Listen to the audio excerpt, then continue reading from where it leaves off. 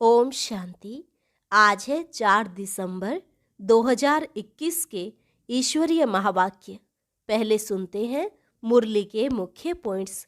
बाबा ने कहा, पहले पहले देह अभिमान को छोड़ना है, यही तुमको बहुत दुख देता है। आत्म अभिमानी रहो तो बाप को भी याद कर सकेंगे और पापों का बोझा भी खत्म होगा। अभी तुमको जीते जी मरना है, अर्थात देह अभिमान को तोड़ना है। देही अभिमानी बनने से ही बाकी सब विकार छूटते जाएंगे। बिना ब्रह्मा और ब्रह्मा कुमारियों के दुनिया भर में और कोई यह ज्ञान समझा नहीं सकते। जीवन मुक्ति में जाने का ज्ञान तो इन द्वारा ही लेना पड़ेगा। फिर कहा, मुरली का आधार तो जरूर लेना पड़े। जो ज्ञान धन धारण करेंगे और दान करेंगे वही धनवान बनेंगे, नहीं तो एवर हेल्दी कैसे बनेंगे। बाप समान कल्याणकारी बनना है। उनका बने हो तो सर्विस भी जरूर करनी चाहिए। बाबा जो सुनाते हैं उस पर अमल करना है। ज्ञान का दान नहीं करते, औरों को आप समान नहीं बना सकते तो वह ब्राह्मण ही क्या ठहरा। फर्स्ट ग्रेड ब्राह्मण वह जो सर्विस पर भागता रहे। आगे कहा, जो सर्विस नहीं कर सकते तो जरूर डिसर्विस करते होंगे। जब ज्ञान कंप्लीट हो जाएगा तो अनन्य बच्चों से कोई भूल नहीं होगी, तब ही माला के दाने बनेंगे। और लास्ट में बाबा ने कहा, पुरुषार्थ कर अच्छा पद पाना है। ऐसा होशियार बनना चाहिए जो सब तरफ बुलावें। बुद्धि में एक्यूरेट शिव बाबा की याद रहनी चाहिए।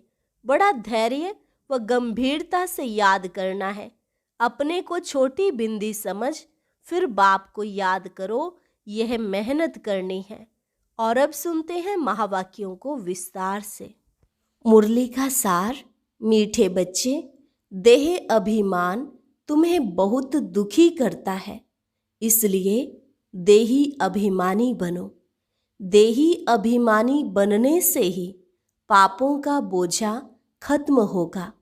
प्रश्न, सतयुग में साहूकारी का पद किस आधार पर प्राप्त होता है? उत्तर, साहूकार बनते हैं ज्ञान की धारणा के आधार पर। जो जितना ज्ञान धन धारण करते हैं और दान करते हैं, उतना वह साहूकार पद पाएंगे, एवर वेल्दी बनेंगे। पढ़ाई पढ़नी और पढ़ानी है। बाकी विश्व महाराजन बनने के लिए बहुत रॉयल सर्विस करनी है। सब खामियां निकाल देनी है। पूरा देही अभिमानी बनना है। बड़े धैर्य और गंभीरता से बाप को याद करना है। गीत, धीरज धर मनवा धीरज धर, तेरे सुख के दिन आए कि आए। ओम शांति। यह किसने कहा? बाप ने कहा बच्चों को धीरज धरो।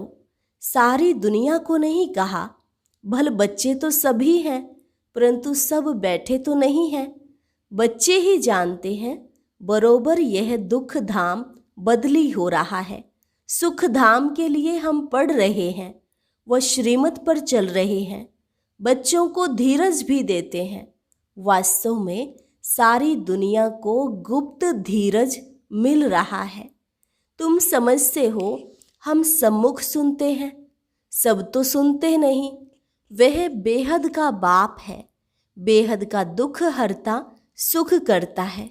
दुख हरकर सुख का रास्ता बताता है। तुमको जब सुख होगा तो दुख का नाम नहीं हो सकता। सुख की दुनिया को सतयुग, दुख की दुनिया को कलयुग कहा जाता है। यह भी बच्चे ही जानते हैं। सतयुग में संपूर्ण सुख है, सो भी 16 कला संपूर्ण। जैसे चंद्रमा भी 16 कला संपूर्ण होता है। फिर कला कम होते होते अमावस पर कितनी छोटी किनारी रह जाती है, प्रायः अंधियारा हो जाता है। 16 कला संपूर्ण तो संपूर्ण सुख भी होगा। कलयुग में है 16 कला अपूर्ण, तो फिर दुख भी होता है। इस सारी दुनिया को माया रूपी ग्रहण लग जाता है। इसलिए अब बाप कहते हैं, तुम्हारे में जो देह अभिमान है, पहले पहले उनको छोड़ो। यह देह अभिमान तुमको बहुत दुख देता है। आत्म अभिमानी रहो तो बाप को भी याद कर सकेंगे। देह अभिमान में रहने से बाप को याद नहीं कर सकते। यह आधा कल्प का देह अभिमान है। इस अंतिम जन्म में देही अभिमानी बनने से एक तो पापों का बोझा खत्म होगा और फिर 16 कला संपूर्ण सतो प्रधान बनेंगे। बहुत देह अभिमान की बात को भी समझते नहीं है। मनुष्य को दुखी करता ही है देह अभिमान, पीछे है और विकार। देही अभिमानी बनने से यह सब विकार छूटते जाएंगे, नहीं तो छूटना बड़ा मुश्किल है। देह अभिमान की प्रैक्टिस पक्की हो गई है तो अपने को देही अभिमानी आत्मा समझते ही नहीं। इसमें सब विकार दान देना पड़े। पहले पहले देह अभिमान को छोड़ना है। काम क्रोध आदि सब पीछे आते हैं। तुम्हारा बाप वह है। देह अभिमान के कारण लौकिक बाप को ही बाप समझते आए हैं। अब मुख्य बात है कि हम पावन कैसे बने। पतित दुनिया में है ही सब पतित, पावन कोई हो नहीं सकते। एक बाप ही सबको पावन बनाकर खुशी खुशी से वापस ले जाते हैं। अब तुम बच्चों को तो योग का चिंतन लगा हुआ है। जीते जी मरना है। देह अभिमान तोड़ना माना मरना। हम आत्मा बाबा को याद कर पतित से पावन बन जाएं। यह पावन बनने की युक्ति बाबा ने ही समझाई थी। अब फिर से समझा रहे हैं। कल्प कल्प फिर भी समझाएंगे। दुनिया में और कोई भी समझा नहीं सकते। मूल बात है शिव को याद करने की। सो भी जब यहाँ आकर बीके द्वारा सुने, क्योंकि दादे का वर्षा मिलना है तो बाप जरूर चाहिए जिस द्वारा मिले। डायरेक्शन तो जरूर लेने हैं साकार द्वारा। बहुत बच्चे हैं जो समझते हैं हम शिव बाबा से योग लगाएं, ब्रह्मा को छोड़ दें, परंतु शिव बाबा से सुनेंगे कैसे। कहते हैं हमारा ब्रह्मा बाप के साथ कोई कनेक्शन नहीं है। अच्छा, तुम अपने को आत्मा समझो, शिव बाबा को याद करो, घर जाकर बैठो। परंतु यह जो नॉलेज मिलती है सृष्टि चक्र की, वह कैसे सुनेंगे। यह समझने बिना सिर्फ याद कैसे कर सकेंगे। ज्ञान तो इन द्वारा ही लेना पड़ेगा ना। फिर कभी भी ज्ञान तो मिल नहीं सकता। रोज नई नई बातें बाप द्वारा ही मिलती हैं। बिना ब्रह्मा और ब्रह्मा कुमारियों के कैसे समझ सकेंगे। यह सब सीखना पड़े। बाप कहते हैं जो घर बैठकर पुरुषार्थ करे कर्मातीत अवस्था को पाने का, तो हो सकता है मुक्ति में जाए। जीवन मुक्ति में जा न सके, ज्ञान धन धारण कर और दान करेंगे तो धनवान बनेंगे, नहीं तो एवर वेल्दी कैसे बनेंगे। मुरली का भी आधार जरूर लेना पड़े। पढ़ाई तो पढ़नी है ना। ऐसे बहुत आएंगे, सिर्फ लक्ष्य लेकर जाएंगे मुक्ति में। तुम सब मनुष्य मात्र को समझाते हो कि तुम सिर्फ बाप को याद करो तो सतो प्रधान पवित्र बन जाएंगे। फिर जब ज्ञान धन ले तब सतयुग में साहूकार बने, नहीं तो मुक्ति में जाकर फिर भक्ति मार्ग के समय आकर भक्ति करेंगे। किसका कल्याण कर नहीं सकेंगे, क्योंकि मनुष्य को देवता बनने के लिए ज्ञान जरूर चाहिए। ज्ञान सुनकर फिर सुनाना भी है। प्रदर्शनी में देखो कितना माथा मारते हैं, फिर भी किसकी बुद्धि में बैठता नहीं है। आत्मा कितनी छोटी बिंदी है। हर आत्मा को अपना अपना पार्ट मिला हुआ है। यह तुम अभी जान गए हो। सब मनुष्य मात्र पार्टधारी हैं। यह बना बनाया खेल है। पुरानी दुनिया का विनाश भी होना है।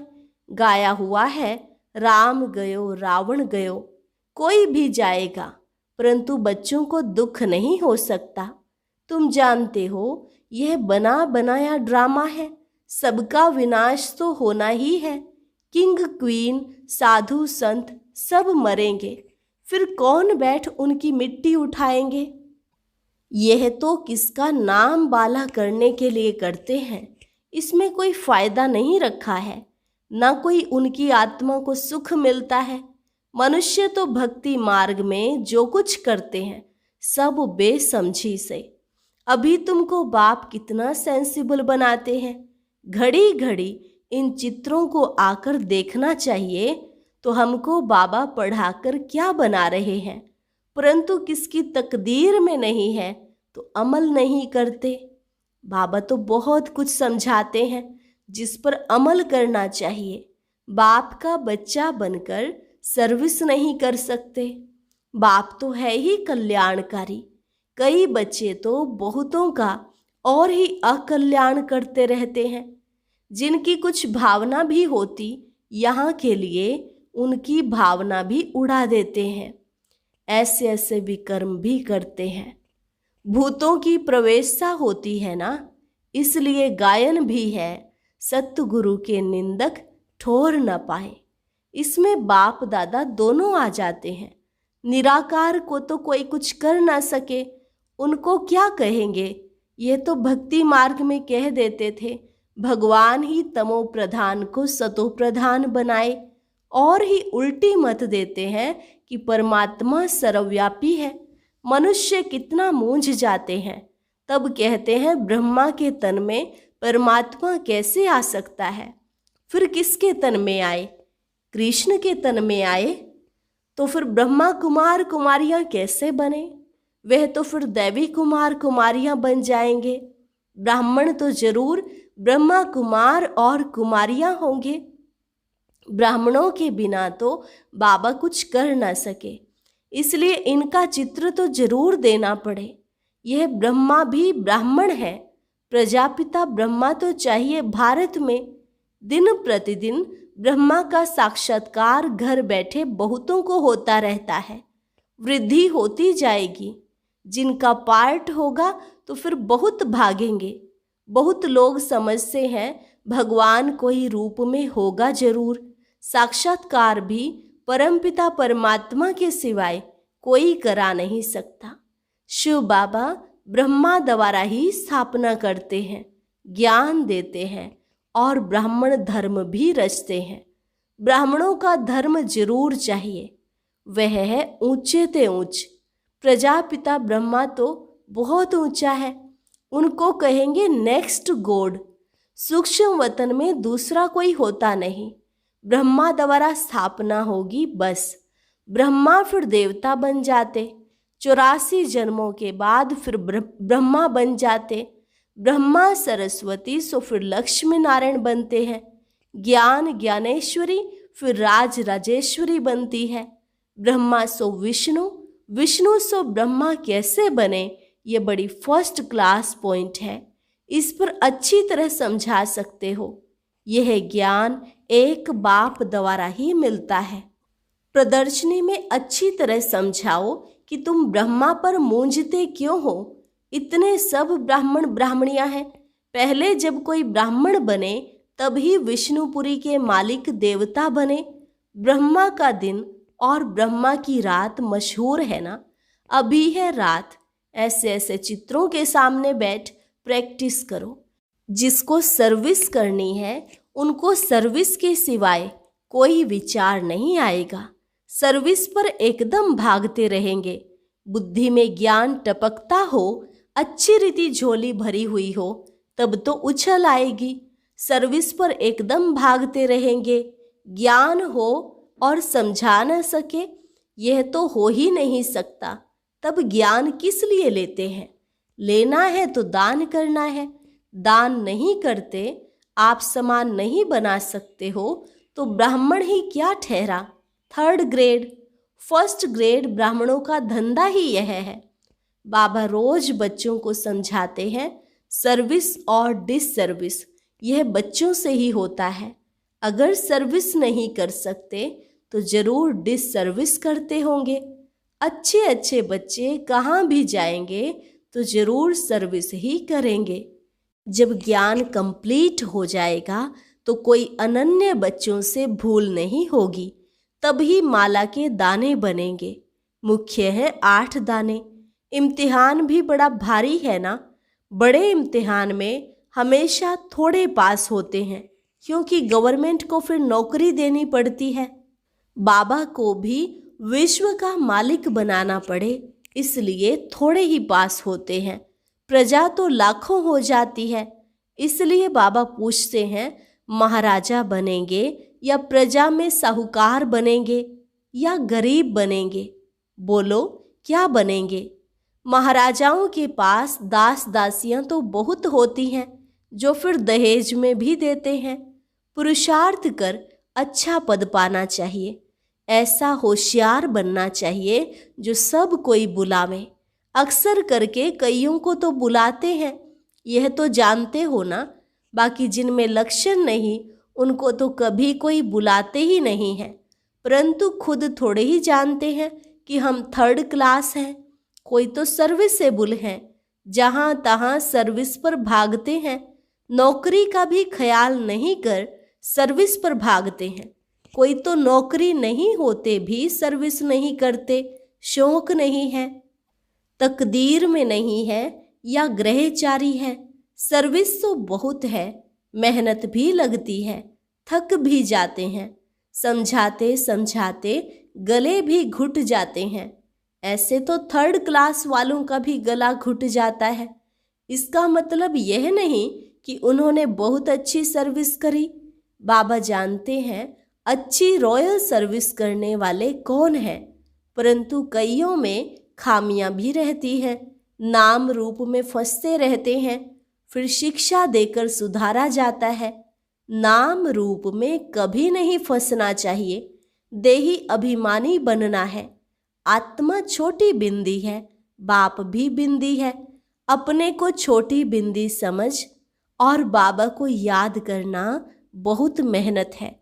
मोटे हिसाब में तो कह देते शिव बाबा हम आपको बहुत याद करते हैं, परंतु एक्यूरेट बुद्धि में याद रहनी चाहिए। बड़ा धैर्य व गंभीरता से याद करना होता है। इस रीति कोई मुश्किल याद करते हैं, इसमें बहुत मेहनत है। अच्छा, मीठे मीठे सिक्के लधे बच्चों प्रति माता पिता बाप दादा का याद प्यार और गुड मॉर्निंग। रूहानी बाप की रूहानी बच्चों को नमस्ते। रूहानी बच्चों की रूहानी बाप दादा को नमस्ते नमस्ते, गुड मॉर्निंग। धारणा के लिए मुख्य सार: अपनी झोली ज्ञान रत्नों से भरपूर कर दान करना है। इसी धंधे में बिजी रह 1st क्लास ब्राह्मण बनना है। कल्याणकारी बाप के बच्चे हैं, इसलिए सबका कल्याण करना है। किसी की भावना को तोड़ना, उल्टी मत देना, यह अकल्याण का कर्तव्य कभी नहीं करना है। वरदान: आत्मिक उन्नति के साधन द्वारा सर्व परिस्थितियों पर विजय प्राप्त करने वाले अकाल मूर्त भव। आत्मिक उन्नति के साधन द्वारा सर्व परिस्थितियों पर विजय प्राप्त करने वाले अकाल मूर्त भव।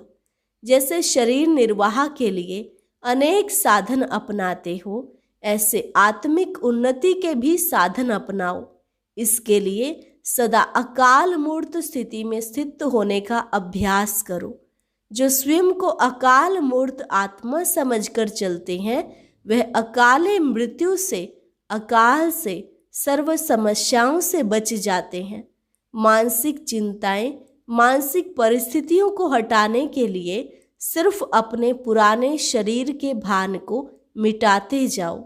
स्लोगन: कोई भी बात जो बार बार फील करता है वह फाइनल में फेल हो जाता है।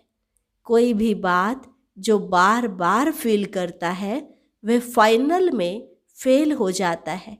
अच्छा, ओम शांति। आज की अव्यक्त मुरली जरूर सुने। उसके लिए ऊपर दिए गए बॉक्स को टच करें।